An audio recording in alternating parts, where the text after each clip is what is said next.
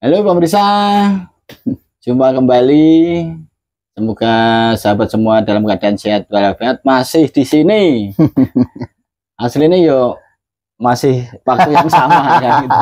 Cuma sesi berbeda ya. Ya, kita akan membahas tentang Sangkan Parane Dumadi. Jadi asal muasal kita seperti apa, kenapa, dari mana, kemudian kenapa kita dilahirkan, terus tugas kita sebenarnya apa. Ya. Itu akan dijelaskan sama Mbo Gandrung. Silakan. Rayu, salam Sangkan Dumadi buat seluruh teman-teman yang ada di semesta ya. Ya, perlu kita pahamkan juga bahwa hidup ini kan merupakan sebuah perjalanan kan. Nah, perjalanan tentang apa nih? Ya, tentang perjalanan jiwa di dalam diri masing-masing. Yang senyatanya kita tidak bisa dipungkiri bahwa jiwa yang ada di dalam tubuh kita ini ada jiwa-jiwa purba. Ya sudah menyimpan memori-memori lamanya dari waktu ke waktu. Jadi jiwa itu mengalami fase peradaban budaya yang berbeda-beda. Ya. Nah, mungkin saat ini kita berada di ruang lingkup budaya Islami karena lahir di keluarga Islam. Mungkin dulu kita pernah dilahirkan oleh Tuhan di keluarga Hindu sehingga memiliki peradaban budaya kehinduan, Buddha, Kristen ataupun di zaman-zaman sebelum adanya peradaban kebudayaan lainnya. Artinya jiwa kita ini sudah pandai, jiwa kita ini sudah cerdas dan membawa kenangan-kenangan masa lalu yang ingin dia ekspresikan lewat laku pribadi masing-masing dalam kehidupan yang sekarang. Nah, ini berarti bisa dikatakan bahwa jiwa yang ada di diri kita itu dulunya sudah pernah ada gitu ya. Ya. Berarti kayak siklus itu ya. Siklus. Meninggal kan jiwa itu tidak pernah meninggal. Hanya raga kita. Kan? Ya, artinya masuk lagi gitu ya, perputaran itu. Ya. Dan perlu kita pahamkan juga bahwa jiwa kita ini sudah bertemu dengan Gusti Kamo Suci loh. Ya. Atau dikatakan sebagai Tuhan Sang Penciptanya. Tanpa ketemu kita tidak akan restu hidup di dalam raga kita masing-masing saat ini. Nah, artinya jiwa kita ini sudah sangat tahu hidup itu harus apa dan bagaimana dan dari mana dia berasal. Dan tanpa bertemu kan kita tidak mungkin bersaksi ya. Betul. Tidak bersaksi kan. Ya dong. Ini kan anugerah kan. Memori ketemunya itu udah lupa kan. Nah, yang jadi kendala itu kadang karena alam kelahiran. Kalau orang mengatakan sebagai Sangkan Parane Dumadi ini berada di peradaban di mana kita tidak bisa memilih, Bang Edi. Ya. You mau lahir di mana, di negara apa, dengan budaya apa, kita nggak bisa memilih. Itu pasal mau lahir agama apa kan juga bisa kan. Ya, kita mau lahir di bapak ibu siapapun kita juga tidak diketahui karena itu rahasia Tuhan kan. Nah, di saat kun fayakun dadi sabdo sira sabdo ingsun wujud ana ing ponang jabang bayi garbaning ibu, lahirlah Sangkan Parane Dumadi menjadi sebuah kehidupan. Kita baru diperkenalkan dengan wujud Bapak dan Ibu sebagai dunungnya rasanya Gusti. Nah, kalau kamu ingin mengenal Tuhanmu lebih dalam, kenalilah kedua orang tuamu sebagai perujatannya Gusti Kamo Suci. Berbaktilah pada mereka karena mereka yang melahirkan dan juga memberikanmu sarana kehidupan. Tapi ada juga pernyataan yang apabila kamu ingin mengenal Tuhanmu, kenalilah dirimu sendiri. Itu seperti apa? Ya. Ini kan kenali orang tuamu gitu. Ya, ini kan menggambarkan sosok ketuhanan di luar tubuhan. Nah, dengan menggambarkan ketaatan terhadap Gusti ya berarti taat juga pada orang tua kita. Ya. Nah, di saat kita ingin mengenali rasa jiwa di dalamnya, perlu kita memahami diri secara personality, secara pribadi. Apa dan siapa, UMI, siapa nih yang ada dalam tubuh saya atau tubuh kita, ya kan? Tanpa ada keinginan tahuan, maka kita tidak akan pernah bisa mengekspresikan jiwa di dalamnya. Maka butuh yang namanya kemanunggalan atau pemahaman tentang hidup dan kehidupan antara raga, jiwa dan komponen pelengkapnya.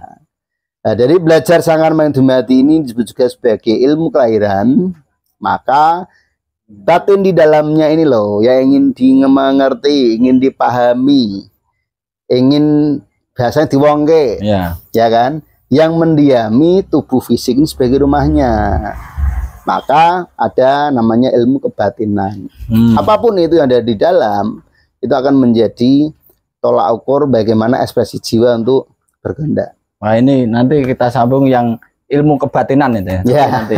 Ini mungkin bisa dilanjut. Jadi berarti Sangkan poin dari sangkan parane dumadi seperti apa, Mas? Ya, poin dari sangkan dumadi adalah menuntun kita untuk memberi kemanfaatan terhadap kehidupan di sekitar kita. Jadi ada 4 tahap nih filosofi orang Jawa. 1, memayu hayuning pribadi. Tahu, paham, mengenal hidup ini sebagai anugerah tertinggi dari Sang Penciptanya. Berarti kan bersyukur kan? Ya kan? Setelah itu kita melakukan hubungan kehidupan sosial terhadap apa? Memayu hubungan keluarga. Ada bapak, ibu, istri, anak. Ini menjadi tanggung jawab lahir yang tidak bisa kita lepaskan. Karena ada nilai kemanfaatan dan kebersamaan di sana untuk membangun yang namanya karakter kehidupan. Terus kita juga harus bisa membangun namanya memayu ini sesama.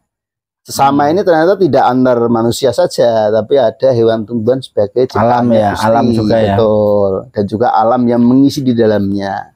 Dan yang terakhir adalah memayu hayuning buana atau bawono. Ini menggambarkan tentang keutuhan alam semesta yang hidup melengkapi laku perjalanan lahiriah atau sangat parang dumadi kita dalam kehidupan ini. Apakah ketika tadi ya jiwa kembali berputar tadi loh, apakah itu karena masih ada tugas seperti itu, belum menyatu kepada Tuhan kita sehingga kita harus diterjunkan lagi? Ini kan kalau tidak salah kan seperti reinkarnasi kan? Ya, seperti reinkarnasi. Apakah itu tugas yang belum terselesaikan sehingga kita harus diterjunkan lagi ke bumi? Ya, jadi bisa kehidupan itu unik ya, bahwa Tuhan itu bukan seorang penggambaran pemborong proyek nih, yang mengatakan sebagai tugas belum selesai harus kamu, tidak seperti itu.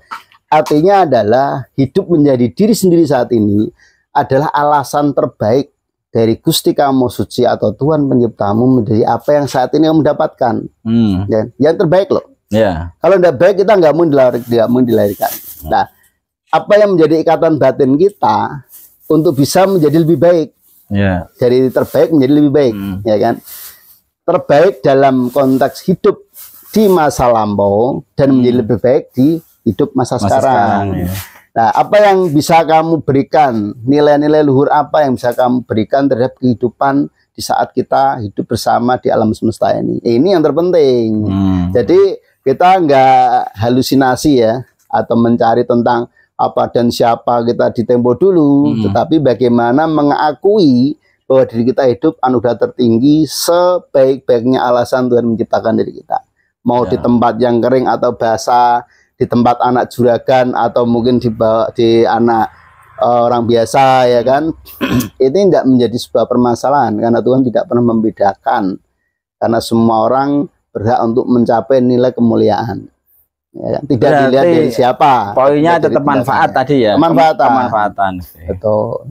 Oke, ini bukti real kemanfaatan. Saya datang ke sini dikasih kopi sama Mas Hadi. Kopi kejujuran ya. Kopi ini kalau nggak minum kopi ini nggak bisa jujur bahasanya. Iya, ini mungkin bisa dipromosikan juga nih Candi Joglo. Sekarang ada ruangan. Buat teman-teman ya mau ke Candi Joglo, di sini ada sistem otomatis yang kita jalankan. Kita sediain alat kopi spesial buat teman-teman yang mau ada di sini, baik wisatawan pagi sampai sore hari atau teman-teman yang mau belajar spiritual atau mau manekung mengeningkan cipta di Candi Joglo, kami persilahkan, boleh menginap, boleh buat kopi gratis, tapi ada tulisannya kantin kejujuran di sana. Silakan nanti dibaca, ada rapalannya. Gratis saat membuat ya. Ketika melihat kejujuran ada rapalannya tuh. Ada rapalannya. Baik, sampai ketemu lagi. Tetap pantau channel kami. Silakan subscribe dan tulis kolom komentar. Rayu.